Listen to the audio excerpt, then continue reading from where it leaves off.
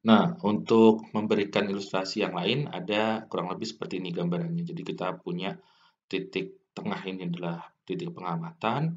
Nah, sektor yang kita hitung itu sebenarnya irisan dari cincin ini, atau ya ada yang irisan pizza atau irisan donat ya, irisan donat ini.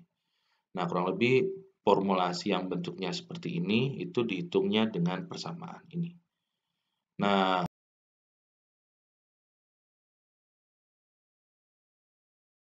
ini adalah ilustrasi yang lain tadi, yang warna hijau ini adalah ilustrasi kontur topografi. Nah, sedangkan titik pengamatan kita misalnya di sini itu yang diamati. Coba bayangkan berapa lama waktu yang dibutuhkan untuk koreksi terrain pada satu titik observasi. Itu akan sangat lama apalagi kalau sampai zona M. Makanya dulu kalau yang konvensional yang seperti ini tuh diproyekkan atau dikerjakan ke orang. Bisa jadi satu titik ini baru selesai 5 menit atau 10 menit. Kalau datanya ada 300, misalkan 300 stasiun, berarti 300 dikali 10 menit. Nah, itu berapa lama itu kalau dikerjakan oleh satu orang dan tanpa istirahat. Tapi biasanya kalau diproyekkan biasanya kelompok ya, misalkan satu orang ngerjakan 10 gitu ya. Ya itu harus dihitung beda tingginya tiap sektor itu. Nah, itu baru dikontribusikan untuk satu stasiun. Nah, untuk memberikan gambaran, nah mungkin kita coba gunakan integrasi data seperti ini.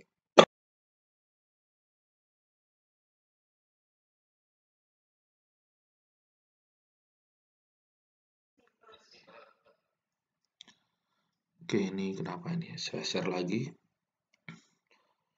Oke, sudah terlihat lagi ya. Nah, eh, misalkan saya punya data digital top elevasi ya seperti ini. Ini kan ada titik-titik gridnya ya. Bisa dibayangkan? Kemudian kalau kita buat kontur topografinya itu ada garis yang warna hitam ini. Nah, kita nggak usah pakai aturan hammer deh, pakai yang sederhana aja. Misalkan kita tentukan zona A-nya itu seperti ini. Nah, itu 91,33 nih titik stasiunnya. Nah, kemudian kita ingin menghitung eh, beda tinggi antara titik stasiun dan zona B1. Nah, kalau dari sini mungkin bisa terbantu karena ada data grid-nya di dalam zona B1. Zona B1 mudah-mudahan bisa terlihat seperti ini.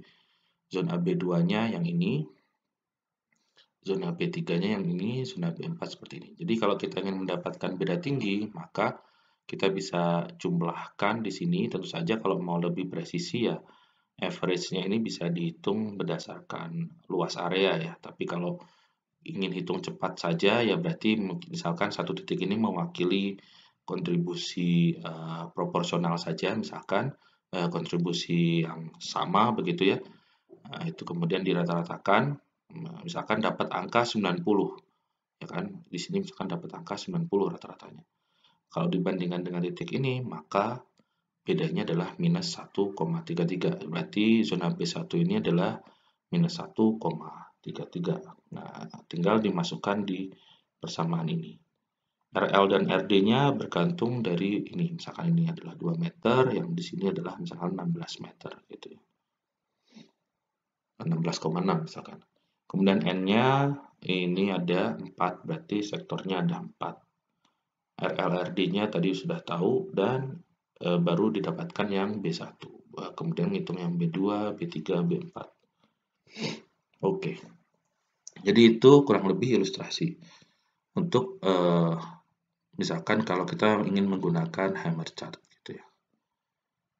Oke, sampai di sini itu penjelasan dari hammer chart. Nah, dilakukan sampai zona M. Nah, yang kita lakukan kemarin itu baru sampai sini aja kan. Nah, kalau misalkan data ini juga subjektif kan, kita anggap data ini benar begitu ya. Misalkan.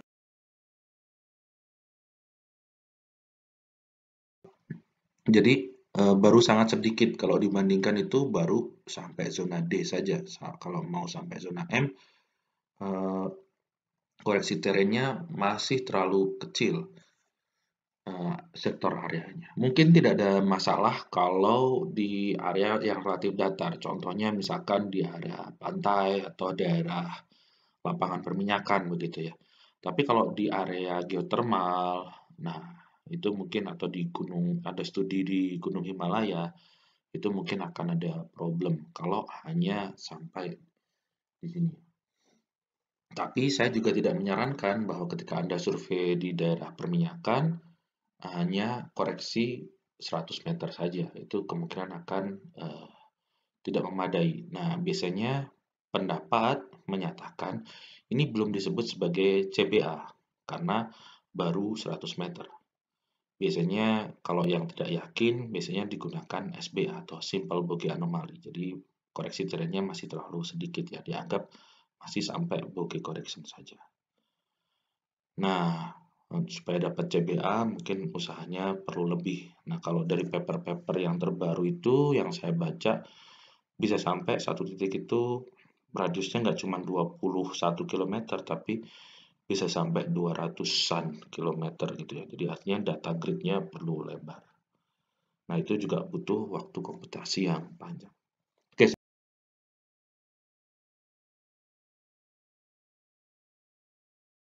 Oke, baik.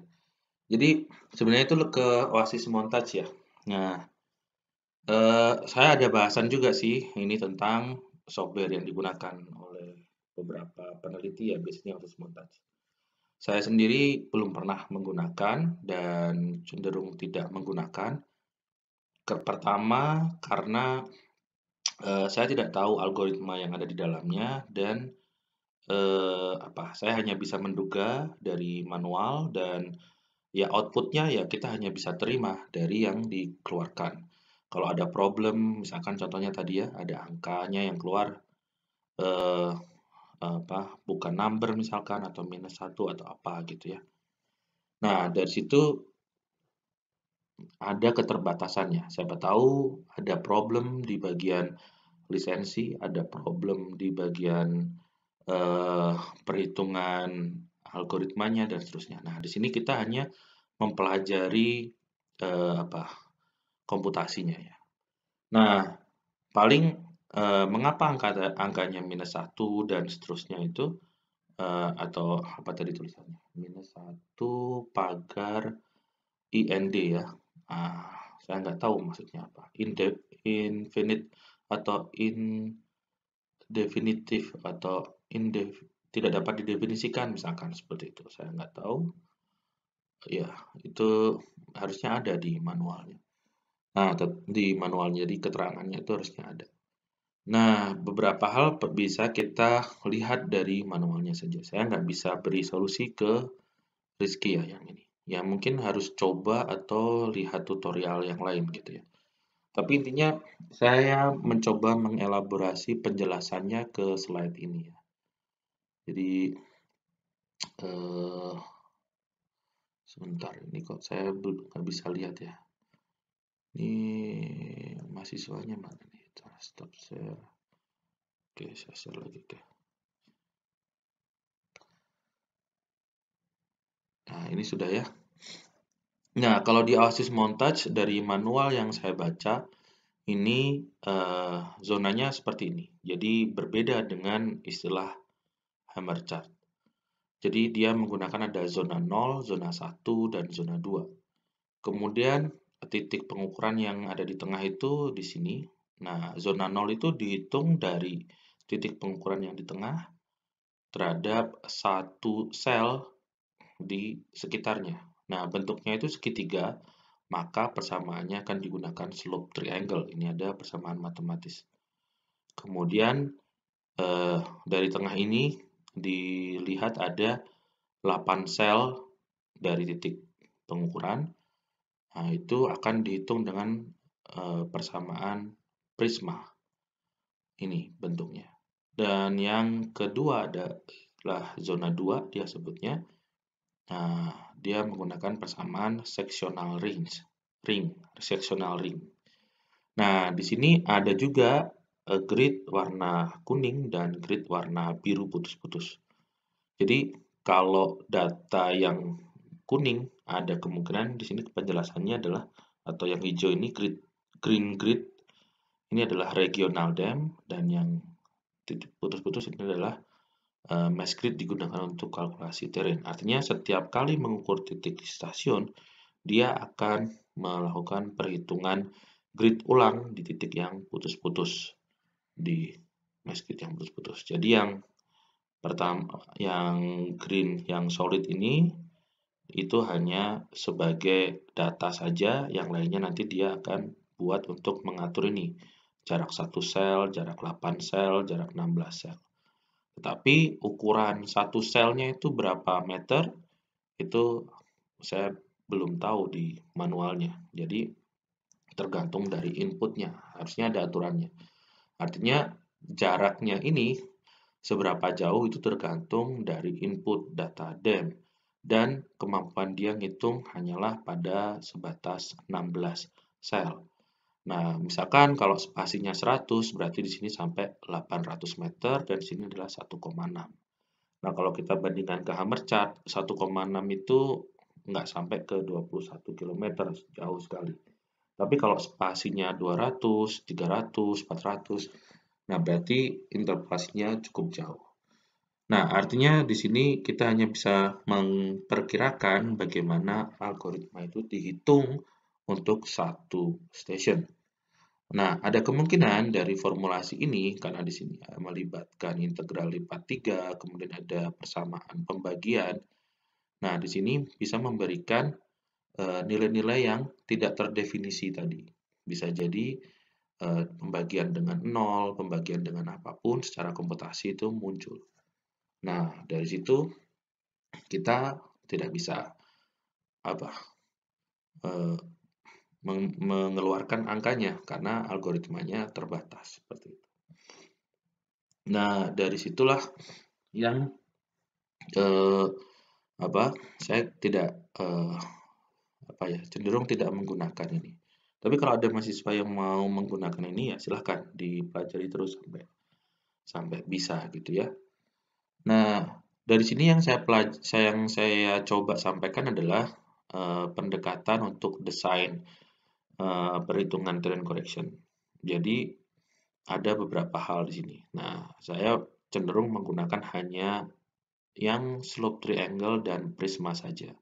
Sedangkan sectional ring ini mungkin bisa digunakan, tapi saya tidak menggunakan karena keterangan dari seberapa jauhkah zona 1, zona 2 ini mungkin perlu dibaca lagi di manual.